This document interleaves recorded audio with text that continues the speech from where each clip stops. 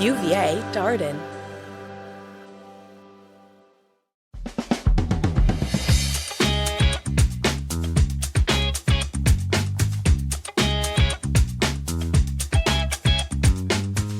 Good Disruption, a lively discussion between UVA Darden School of Business professors Yael Grushka-Cocaine and Mike Lennox on cutting-edge technologies and practices that are challenging the status quo.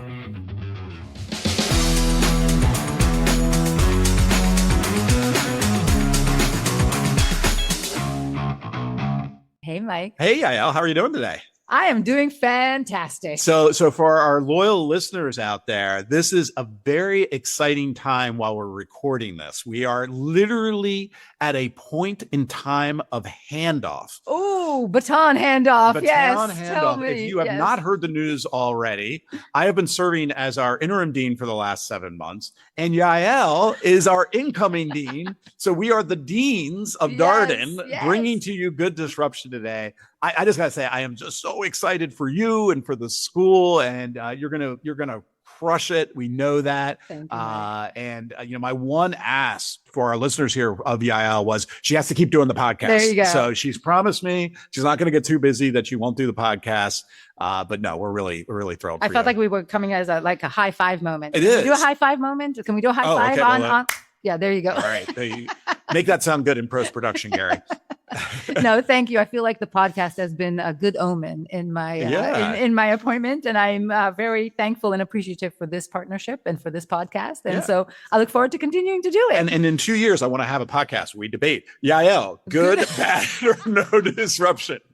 Good. I hope I go down on the record. I hope you go with good disruption. Yes, good disruption. Yes. And a disruptor of sorts. So what do you want to talk about today? So now, what's top of mind to you? Top of mind to me. So as I'm stepping into the role and as I'm taking over the baton from you, I find myself in key moments thinking about things that I wish somebody could capture in my brain. Like I'm driving the car, I'm in the shower, I'm running on the treadmill. You know those moments where you're like, oh, I thought about this thing, great thing. Please can it get registered somewhere so I don't have to remember it? Because of course I forget later on. Have you been in those situations? I mean, every day. Okay. Every day. Okay. This happens to me. And so what is the solution there? Like you don't want to just forget and constantly be thinking about this. Imagine you could actually tap into what's going on in your brain and have it somehow signal, and that signal get registered and documented and activate something else. Wouldn't that be awesome? That sounds like the premise for a lot of stories. I know. But and you're a big sci-fi. I love it. I love it though. Yes. So today we're going to talk about brain-computer interface. So BCI. Yes, BCI. exactly. All right. BCI. Excellent. BCI is an emerging field. Yep.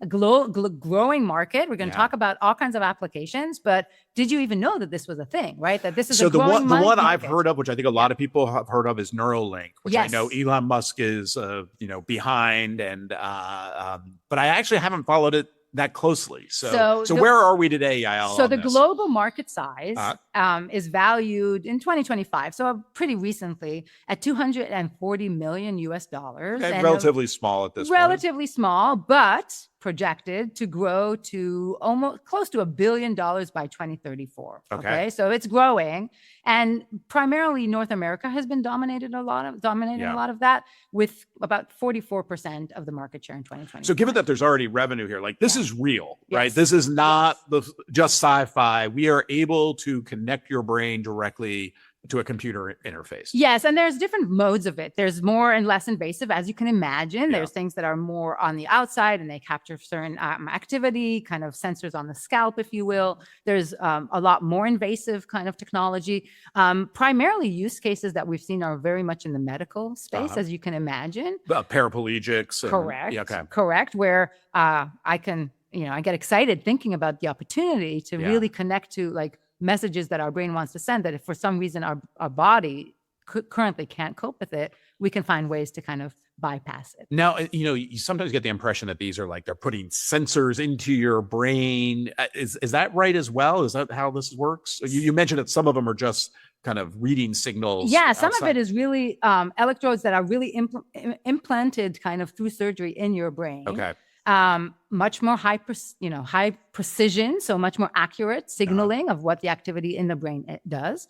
But of course, it's a procedure, it's a surgery. You have to actually get in there, and that sometimes has its side effects and some risks. Again, this is not my expertise at all, but it is what I seem to read on the popular press. Like, we're still learning a lot about the brain, right? Yes. Like some of our previous notions of how our brains work are probably completely outdated. Is that correct? That's so true. And that's what's so fascinating about it is you would think, the brain has been a fascination of researchers for so many years. And we're really learning some basics on how it works and how we can get it to work better or help send the message across the body to kind of deliver on the functionality that the brain is hoping to deliver. As we were preparing for the podcast, I thought it was interesting to note that this old adage that, we only use 10% of our brain. Yes. And if we could tap false. Yes, that this is apparently not true. This is not like, this is, I don't know how it got started, but this is not actually accurate. Correct. We virtually use 100% of our brain. Now, not all the time in all the ways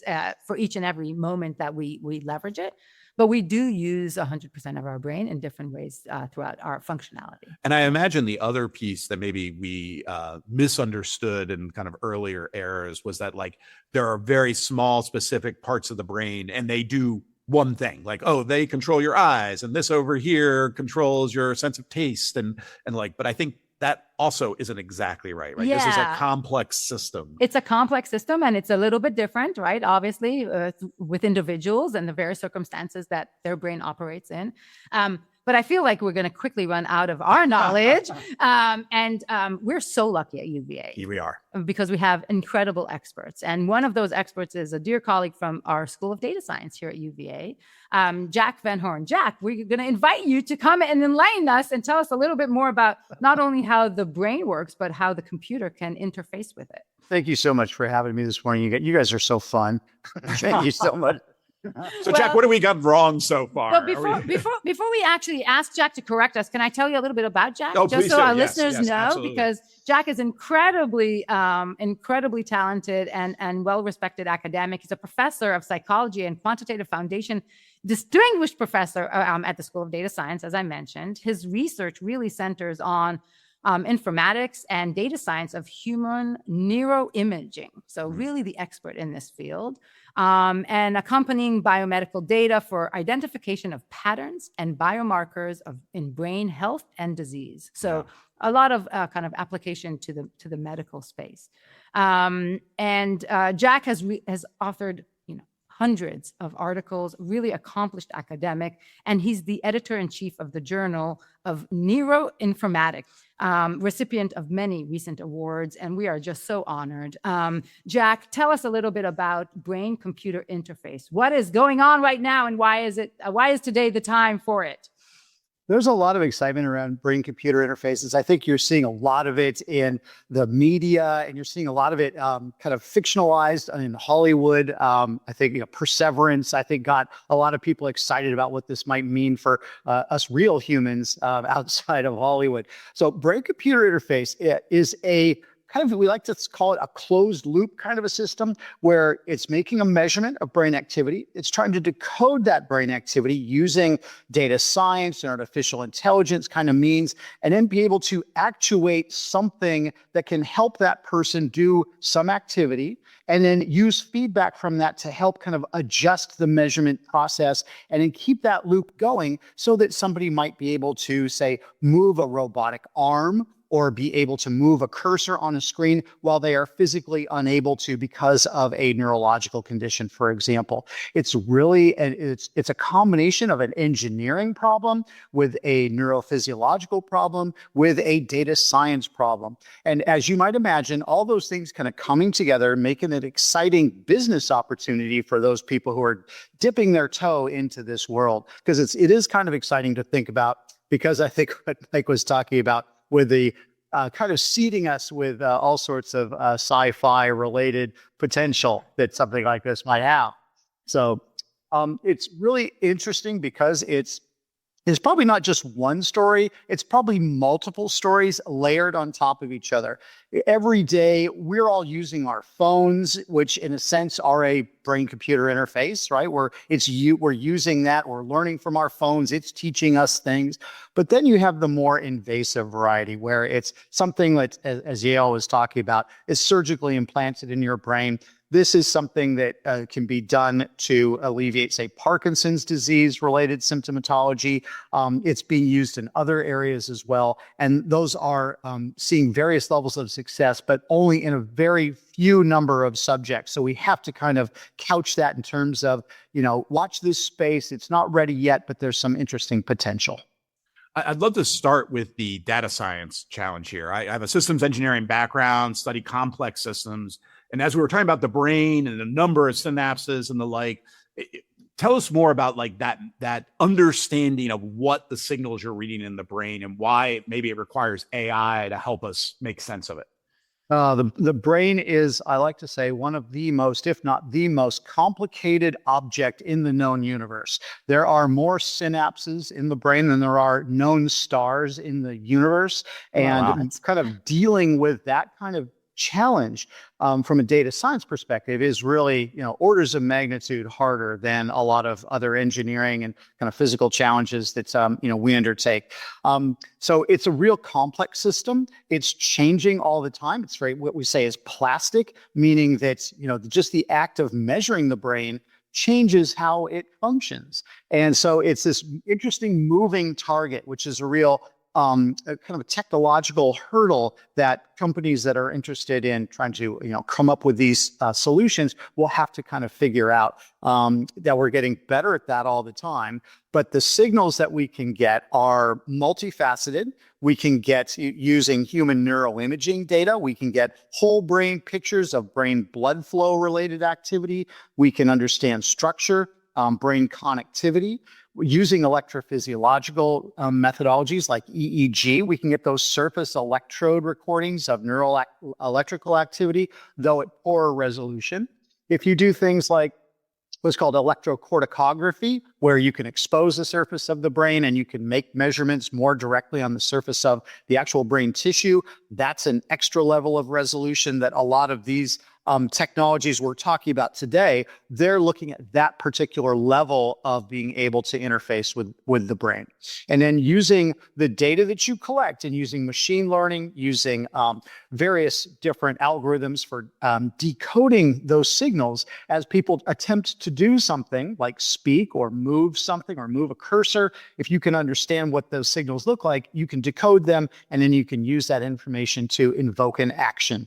And then that basically starts that process of that kind of make a measurement, decode it, drive some sort of a system, take that feedback, pump it back into the system, and have that loop continue.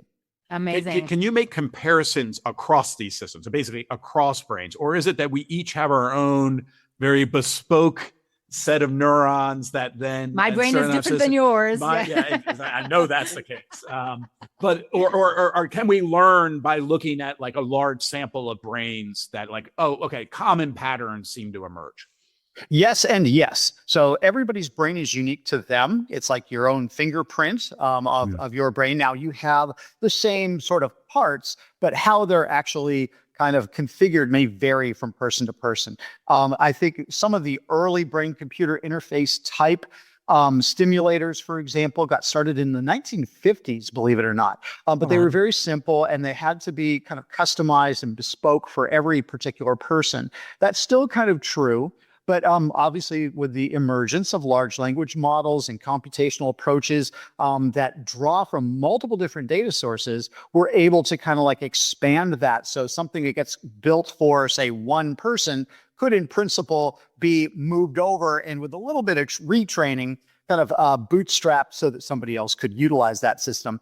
Also, because of that brain, that dynamical brain system, one of the challenges early on was that almost every day you had to recalibrate your system or, how your brain was performing that particular day, or it had changed because of those plasticity properties. It needed to retrain itself. Now it's possible that amount of recalibration can be done in a much more dynamic fashion so that somebody could just wake up and start using their brain-computer interface device.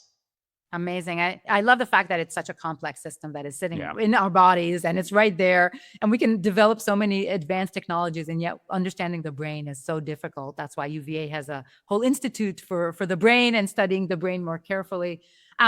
You mentioned and you described it very clearly how it relates to an action. So moving a pen, moving a mouse or a cursor. So we're not quite at the point where the computer can read our minds. Is that correct? That's correct. That's sort of the stuff of Hollywood at the moment. I was going to ask about that.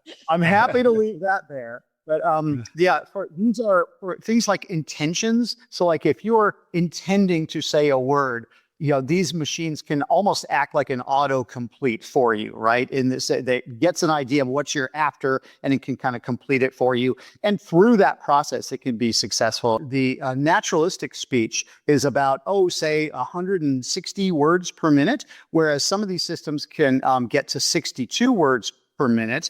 But actually in the last couple of years, that gap is closed. And so with very low latency, you can almost have these naturalistic conversations with people who have a brain computer interface device implanted. Now that's though with an intentional speech, right? So that it's not reading your brain. It's not like downloading your internal monologue or, any of your internal dialogue with yourself. It's not doing that yet. You can't upload all your memories to the cloud and then have them stored just yet. But what you can do now is where you're attempting to move a cursor or move a robotic arm, you can do those kinds of things. And it's really quite exciting to see that. Amazing. I'd love to just push just for a second on the sci-fi piece there, as I like to do. We were talking earlier that there was a movie Brainstorm back in the 80s where Natalie Wood and others coming together and being able to record basically your memories. And then, of course, there's always like a Black Mirror episode. There's a famous one where a husband and a wife get in an argument and they like recall the actual argument from their own I feel like there's also a Tom Cruise movie. Usually it has this bad outcome. But in the terms of the technology, is this always going to be the area of sci-fi, or is this something that there maybe is a path towards, whether it's a decade from now or longer? I don't think we really know yet. It's really hard to put a timeline on these things. I know that there's a lot of interest in helping, that small population of clinical patients who have ALS, or who've had a traumatic brain injury, or they've had a tumor or something, and or spinal injury, and they've lost some capability that they would need. And being able to act as a stimulator, act as a bridge, or act as a rehabilitation tool is very exciting. Being able to do things that are a little more on the sci-fi end of things, like, upload your consciousness and be an innie versus an outie, is probably something that's, that's going to be quite a long time in the future. Tell us a little bit about, Jack, the ethical side of things. Are there ethical concerns with this? I mean, what you describe sounds incredibly exciting to me, and to think about all the people in need that this can help and support. I can't imagine any downside to that, but still there's always ethical concerns when we're talking about technology with a lot of data and with invasive surgery. So what are some of the ethical concerns here? I think one of the things that is particularly challenging is that there's going to be a cost to these things. The technologies are not going to be cheap. They're probably going to be variably reimbursable by insurance companies, for example.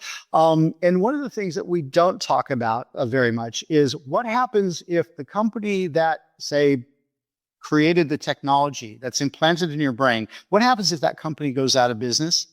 Oh. So there is a Black Mirror about that, actually. So you've got this technology which is in your brain. It needs a software, a firmware upgrade, and there's no one to do it, or it would have to be replaced somehow. Who's going to do that? How's that going to be managed? And what happens to that technology? You'd probably have to have it removed from your brain. There's all sorts of other things as well about some of the potential of side effects for these sorts of things. So the different the systems that can be implanted in your brain, they can cause inflammation. They can cause an infection, and infections in your brain are usually a very bad thing. What happens there? And it also, are the people who are able to have this, are they just the rich, right? In contrast to basically people from, the middle class or in other areas of our society that can't necessarily afford it. And so while that, we were talking earlier about the marketization of this and, the potential for this being a multi-billion-dollar enterprise, some of those companies are going to fail. Some of those companies are not going to be able to manage and maintain the hardware that they produce, and may or may not be responsible if there's something goes bad with them. So these are things that I think are worthy of conversations, not only with ourselves today, but with ethicists and other business leaders about, okay, what happens when these companies, inevitably there will be some that fail. What happens?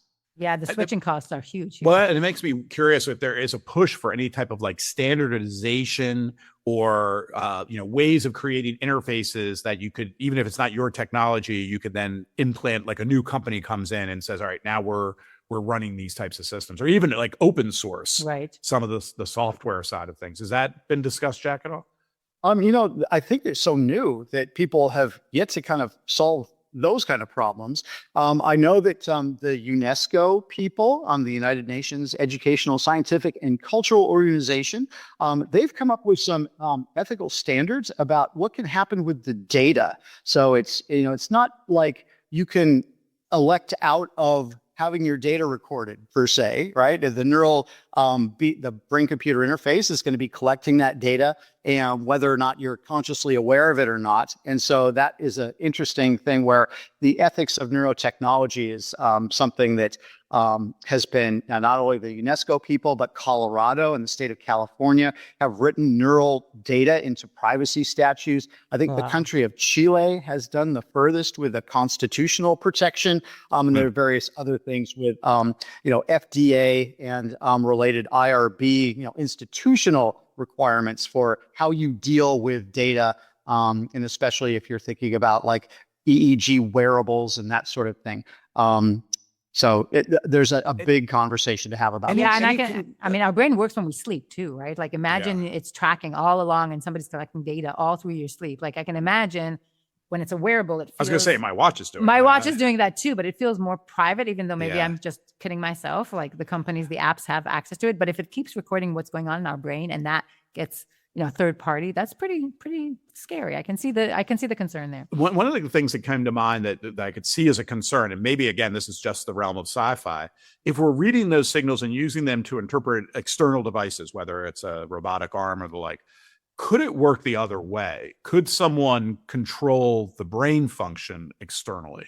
I don't know why my mind goes like the Cruciatus curse in Harry Potter, where like someone is able to like literally control someone else. Is that just the realm of sci-fi, or is there a path where this could be possible? The other direction. Yeah. So I don't think, interesting to think about this. I imagine that's possible to do with these particular brain-computer interface devices. I can give you an example in the experimentation on mice. Mice can be specially bred to have neurons that are stimulated by light. And so you can actually take a fiber optic piece of fiber optic wire, cable, glass, whatever they're made of, and stick them into the brain. And by just turning on the light, you can stimulate the neurons in various parts of the brain and change the behavior of the mouse.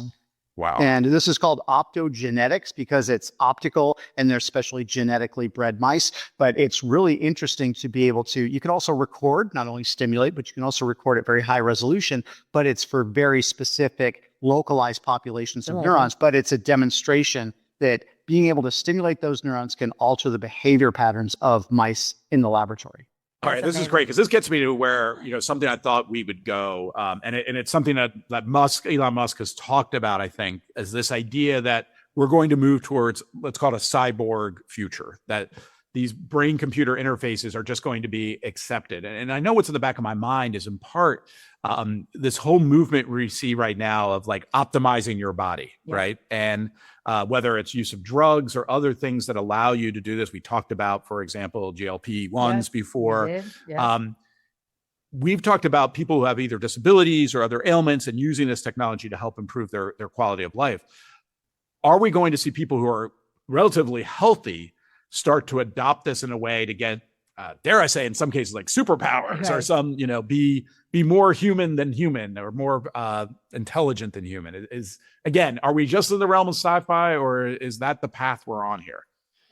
There's a cost benefit analysis that probably people would have to weigh for themselves about. You have I hope that I have a normally functioning brain. Would I electively go in to augment that for some marginal cognitive gain with something which is expensive, invasive? I'm taking a medical risk with, the risk of possible infection or inflammation or something. Is that moderate cognitive gain, is that worth it to me? What's that risk benefit look like to me? And whether or not we have super powered people or people with cognitive superpowers, I think it's too soon to say. I don't think we know quite yet.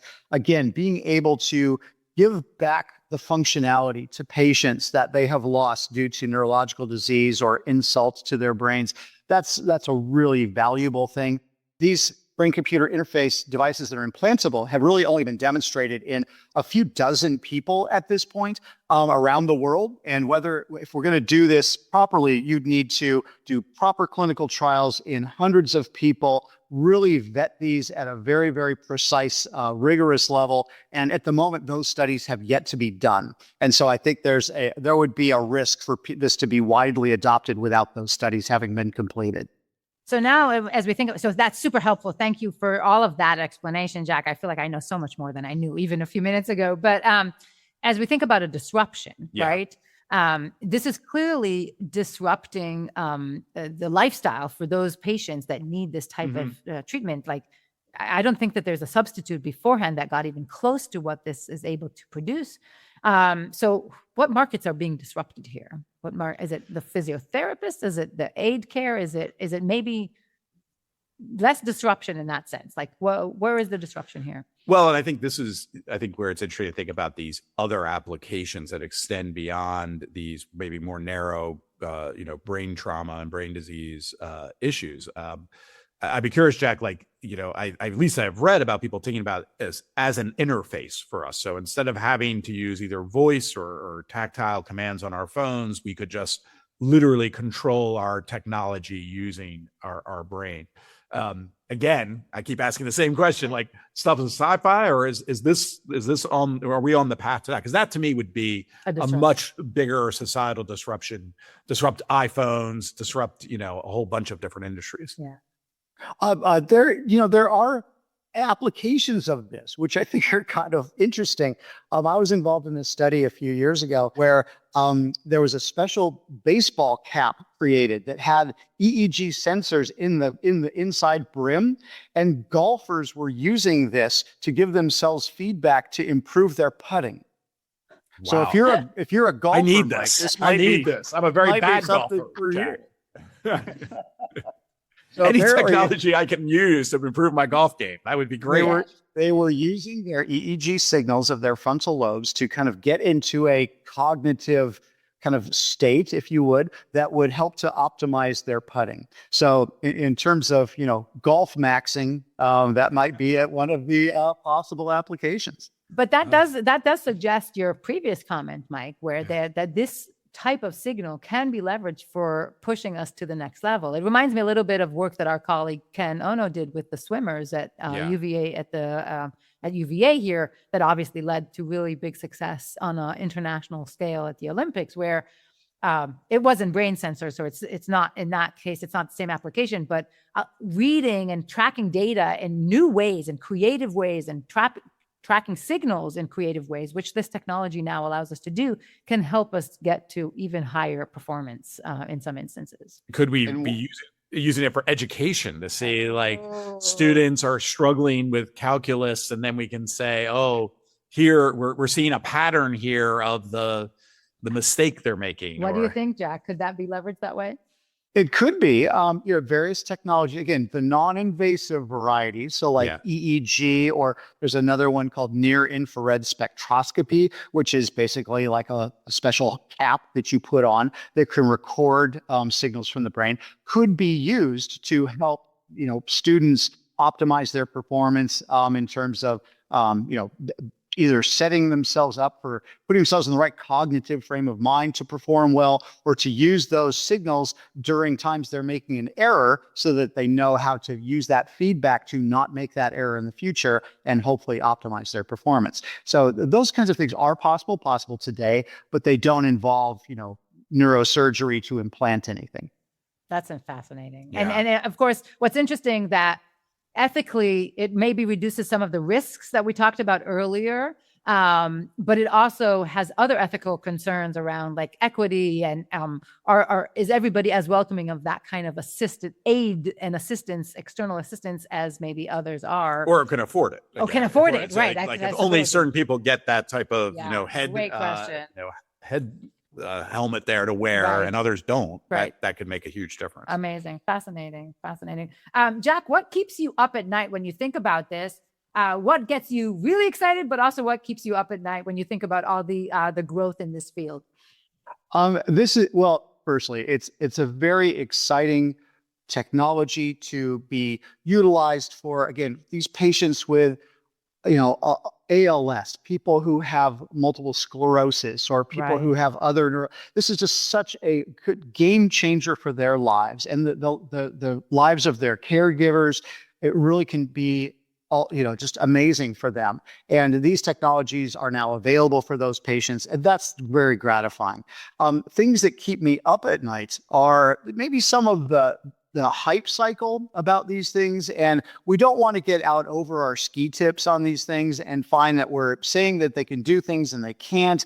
And, it just kind of, once we get misaligned on what's possible with what, or what's available and what might be possible, people start making, they reach the wrong conclusions about what these things are. I think there's a lot of potential here. There's definitely room for growth. I don't think that in the next 5 years, we're going to see, major changes here per se, because there's a lot of biology, not necessarily the engineering, but a lot of biology that has to be understood properly to make these things optimized. And, the brain has been evolving over a very long period of time. It's very complicated. I don't think we've solved it by any means. And so we have a lot of work left to do. Amazing. And we are so thankful for the work that you do and your colleagues do. Thank you so much for coming and teaching us about this. We learned a lot, and we're just in awe of your work. So thank you for spending a few minutes with us, Jack. Thank you, Jack. I feel smarter, even though I don't have the interface. No implants, and you're ready implants, smarter. And I'm feeling smarter. That's right. See, you don't even need the implant. Thank you so much. This was really, really fun. I really appreciate the opportunity to talk to you. Great, amazing. Thank you, Jack. So, Mike, what do you think? I'm struggling a little bit with this one. So I'm not struggling at all, by the way. Okay. So I will start with the medical, applications that we've talked about. This seems like a wonderful thing. And we need to continue to pursue this. And a disruption, a good disruption. And a good disruption. I'm not sure a disruption in the market sense we typically talk about, but from a technology, this is a game-changing technology that's improving quality of life for people who otherwise aren't. So I think I'm 100% behind that.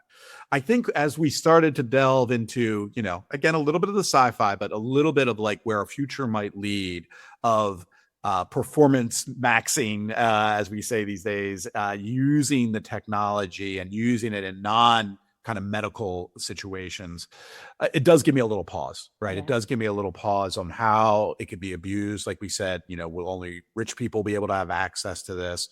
What types of performance advantages might it provide? How does it change the ways we engage with technology? We already have worries about, the ways we engage in kind of an external environment. Now, if it's just part and parcel to where we are. Yeah. And then, of course, you do have those like Elon Musk and others who are kind of talking about this cyborg future. I think that is a popular concept in the Bay Area right now, that might be where we're evolving, where we're heading. And that gives me a lot of pause. And that's where I might start to go, bad disruption, right? Like that maybe is not the thing we should be messing with in the human brain and the like here. Yeah. So. And so I think for me, what helps me to, and I totally hear your concerns, and I think they're important to discuss.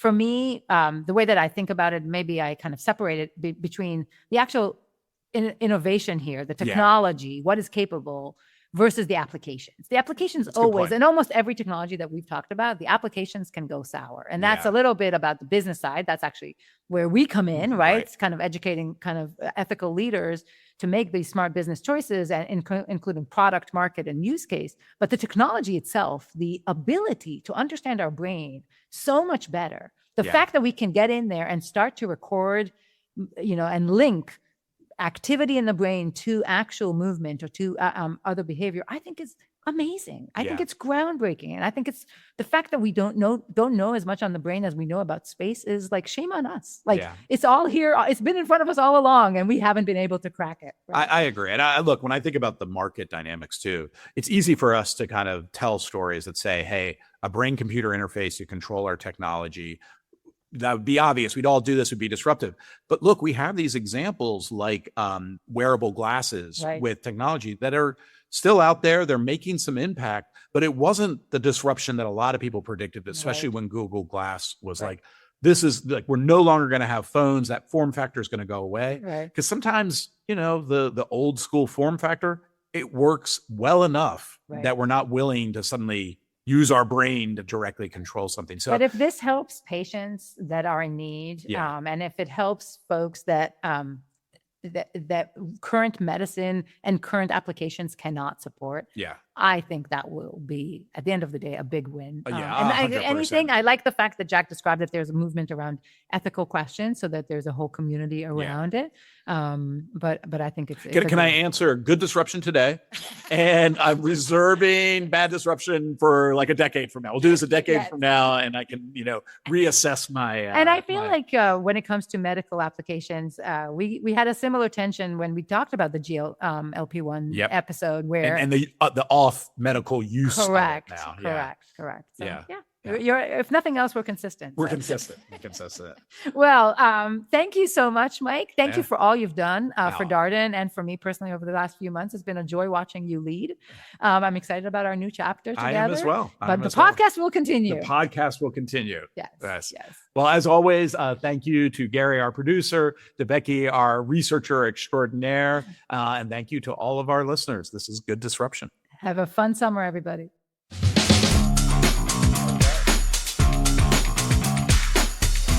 Good Disruption is a podcast from the University of Virginia Darden School of Business. Darden.